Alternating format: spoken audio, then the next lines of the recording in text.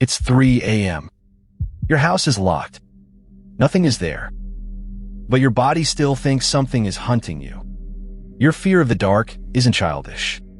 It's a survival alarm built back when the dark had teeth. That fear isn't a flaw. It's a feature.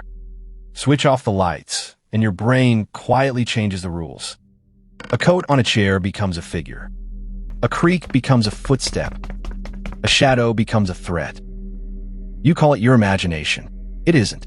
It's a threat detector running in the dark where your eyes can't be trusted. And it's biased on purpose. The human who heard a rustle and thought probably nothing could disappear. The one who froze and listened had a better chance. You're descended from the paranoid ones. The calm ones didn't make it.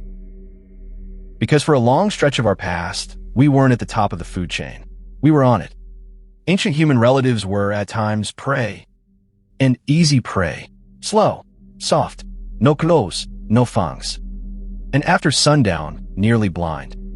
And some fossil evidence supports the nightmare. The famous Tong child has been argued by some researchers to show signs of predation by a large bird of prey. And a skull from Swartkrans, known as SK-54, has two punctures researchers linked to a possible leopard bite. A sleeping human in the dark wasn't a threat. It was groceries. We were on the menu, and dinner was served at sundown. So when your locked house feels unsafe at 3 a.m., that isn't weakness. It's an ancient alarm system still doing its job. And you can see it clearly in children. Fear of the dark is one of the most common fears of early childhood, and it makes a grim kind of sense.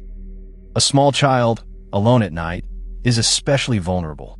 Tiny, defenseless, and far too curious for their own good. So the fear keeps them close, alert, near the adults where it's safe. Parents say there's nothing there. They're right, but the child's nervous system says danger. And the nervous system is older. It doesn't trust you. That terror you felt, staring at the closet door, that was inheritance doing its job. So how did a slow, soft, half-blind animal survive the night at all?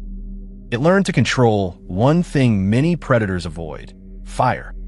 Fire pushed the dark back. It gave humans a circle of light where they could finally see back.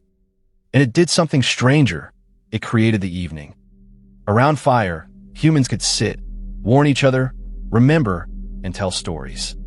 One hunter-gatherer study found daytime talk was mostly practical. But firelight talk often turned towards stories, myths, and imagination. The campfire kept the monsters out.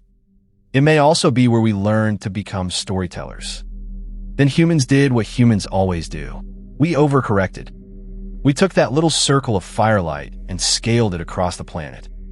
Streetlights, headlights, screens, cities you can see from space.